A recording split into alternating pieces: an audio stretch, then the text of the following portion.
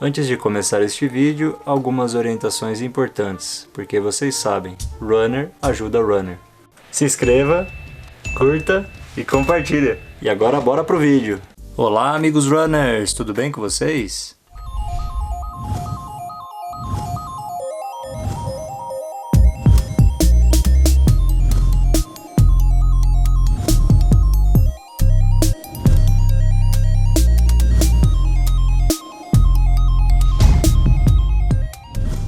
Bom, hoje eu vou estar falando de um tema que os iniciantes, as pessoas que estão pensando em começar a correr, têm muitas dúvidas. Afinal, corrida é um esporte caro ou não? Tem muita gente que fala que a corrida é um dos esportes mais baratos que você pode fazer. É só calçar um tênis e sair para correr. Mas será que é isso mesmo? Vou estar explicando para vocês nesse vídeo. Primeiramente, você tem que entender que a gente tem que levar em consideração como que você vai encarar a corrida. A corrida vai ser somente um complemento para algo que você já faz? Então, por exemplo, você faz musculação e a corrida vai ser um complemento para você estar tentando definir o seu corpo. Então você vai estar lá na esteira umas 3 vezes por semana, ou você vai para a rua para estar fazendo 5K mais ou menos. Então a corrida não vai ser um esporte caro para você, né? Basta você comprar um tênis que seja bom e barato, vamos dizer assim, porque nós temos muitas marcas aí boas, né, como a Olímpicos, que tem tênis aí que aguentam 5, 10 km por menos de R$200, então vai ser um esporte barato para você. Se você busca a corrida como um complemento, ou se você busca somente qualidade de vida, sair para fazer seus 5 km sem nenhuma pressão, né, após o trabalho para desestressar, então a corrida vai ser um esporte barato para você, porque basta você ter um tênis aí, digamos, bom e barato, que você vai conseguir suprir a tua necessidade apenas com aquele tênis. Agora, se você quer que a corrida seja o teu esporte principal, então aí você vai precisar começar a investir. Quanto maior a distância, quanto menor o pace, quanto mais você pensar em evoluir na corrida, mais você vai ter gasto. E esse gasto, eu não estou dizendo para vocês sobre contratação de uma assessoria esportiva, acompanhamento com nutrição, fisioterapeuta. São gastos que você nem imagina, né? Que você não coloca na ponta do lápis. Então são gastos que a gente costuma não se planejar a respeito. Então, um desses gastos, né? Por exemplo, você já colocou na ponta do lápis quanto que você gasta de gasolina para ir na academia e voltar, se você for de carro? Você já colocou na ponta de lápis quanto que você gasta de gasolina para ir para um treino em outro local, né? Que algum amigo seu te indicou, algum local que tenha muita subida, algum local de trilha, né? Então você já colocou na ponta do lápis quanto que isso gasta? Você já colocou, por exemplo, a sua suplementação, a sua hidratação durante um treino mais longo? Quanto que isso gasta ao final do mês? Se você fizer isso, você vai se surpreender. Bom, além desses gastos menores que a gente acaba não contabilizando, que a gente acaba não levando em consideração, então nós vamos ter gastos aí com acessórios, né? Começam os gastos com acessórios. Então, por exemplo, você vai querer começar a comprar uma viseira, um cinto de hidratação, uma blusa corta-vento para um treino em tempo mais frio, debaixo de chuva, vai querer comprar uma meia de compressão. Eu falei para vocês dos tênis bons e baratos do começo, né? Tênis que aguentam aí de 5, 10K. Você vai precisar investir num tênis mais caro, né? Um tênis que tenha um melhor amortecimento e uma melhor estrutura, vamos assim dizer, né? Porque os treinos mais longos, né? Que começa aí a partir de 15 km, a partir de 21 km, aí dependendo do seu nível da corrida. Então são tênis que você precisa de um melhor amortecimento, de uma melhor tecnologia. Então vou falar para vocês, né? O meu ASICS Kayano Gel aqui, em janeiro de 2020 eu paguei R$550 nele. Outra necessidade que o corredor, quando quer começar a alçar voos maiores, começa a ver que precisa, seria o relógio GPS. Então por quê? Por que o relógio GPS? Dentro da planilha de um corredor existem variações de treinos, então nós temos treinos de rodagem, treinos de tiro, treinos de longão, fartlek e várias outras nomenclaturas, né? Então, pro treino de tiro é muito bom ter um relógio GPS, porque ali você consegue controlar no limite, né, o treino de tiro. Então, este daqui eu importei da China, do AliExpress, foi aí por volta de R$660. Então você já começa a perceber que os gastos começam a aparecer. Então, fora também shorts para corrida, camisetas, né? Então várias outras coisas começam a englobar nesses montantes, sem falar nas inscrições das provas. Então você tem, por exemplo, uma São Silvestre da vida, R$200 a inscrição. Você pega Maratona de São Paulo, 130, 140 reais.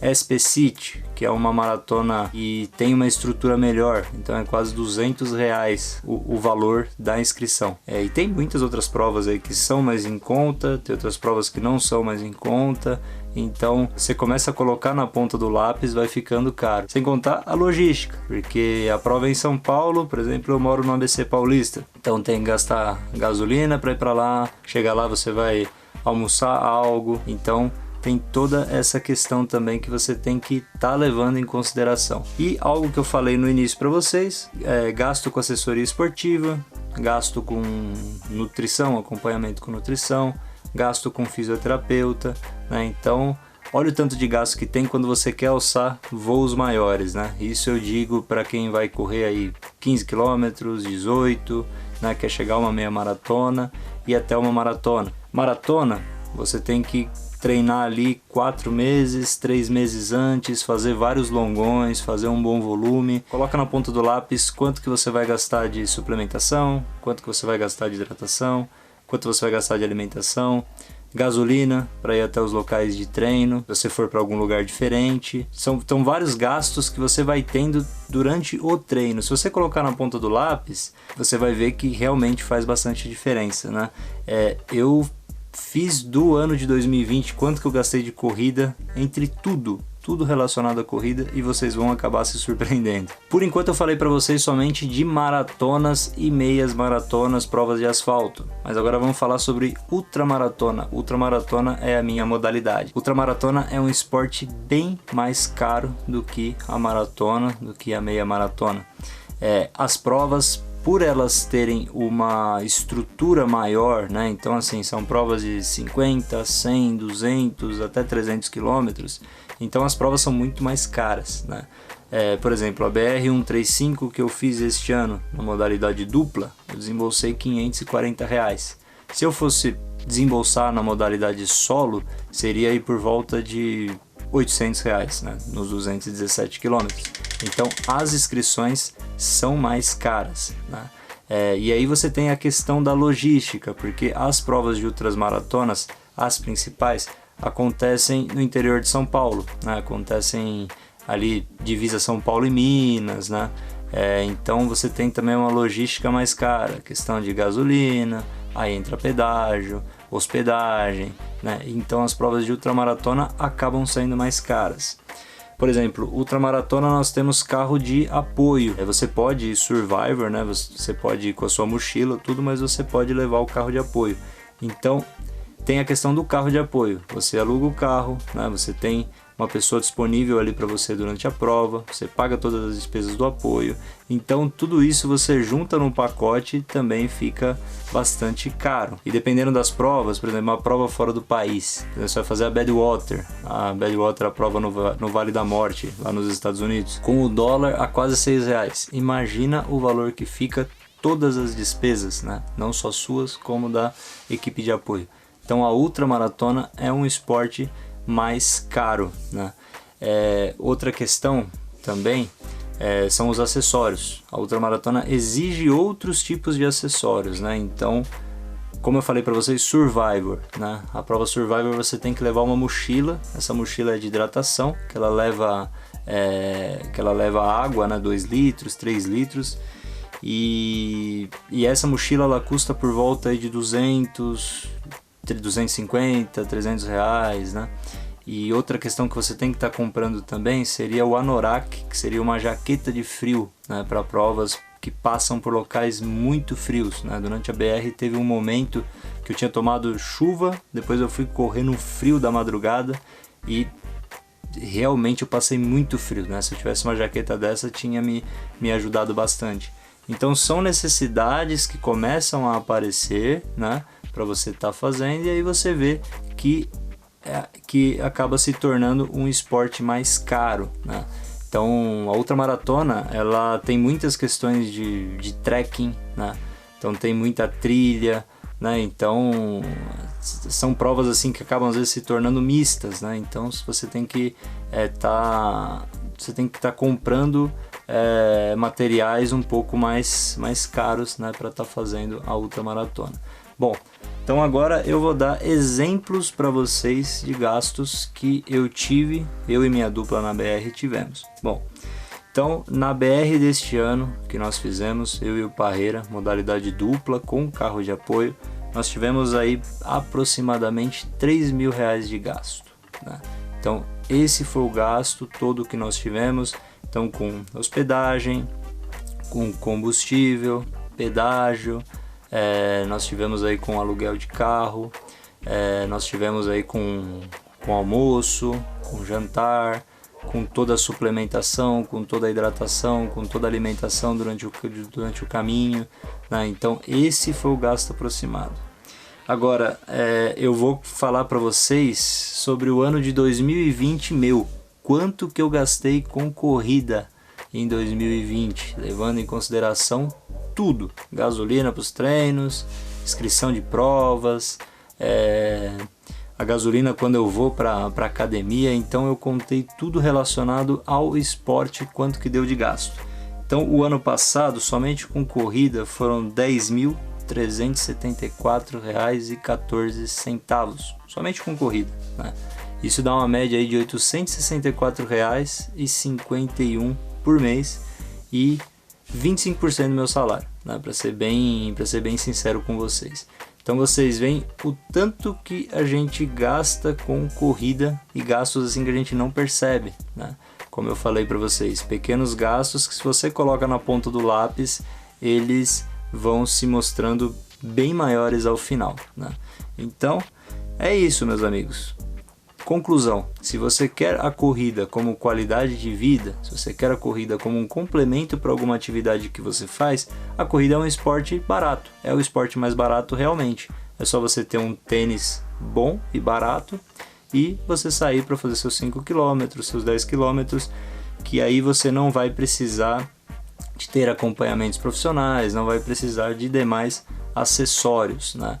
Agora, se você quer evoluir, se você quer alçar voos maiores, saiba que você vai ter que investir um certo valor, né, para estar fazendo essas provas. Mas vou trazer para vocês uma frase que o Parreira falou para mim, que essa frase eu achei muito interessante. Ele disse o seguinte: eu prefiro estar investindo esse dinheiro nessas provas do que estar investindo com remédio, do que estar investindo com assistência médica, com convênio. Então, se você for colocar na ponta do lápis o que você investe com remédios, né, por causa de problemas de saúde que você acaba tendo por não se exercitar, por não fazer um esporte, então você acaba vendo que esse valor vai se equiparar, né? Então fica a reflexão para vocês: o que você quer gastar? Você quer gastar com o esporte? Você quer estar conhecendo novos lugares? Você quer estar conquistando, né, provas, conquistando linhas de chegada? Ou você quer estar em casa, né, investindo em remédio, né, investindo em cirurgias ou outro tipo de situação, né? Fica a reflexão. Tá certo, meus amigos? Então é esse o vídeo e essa é a ideia que eu queria estar passando para vocês aí, para estar falando sobre se a corrida é um esporte caro ou não. Qual foi a conclusão de vocês? Deixem aí nos comentários. Grande abraço.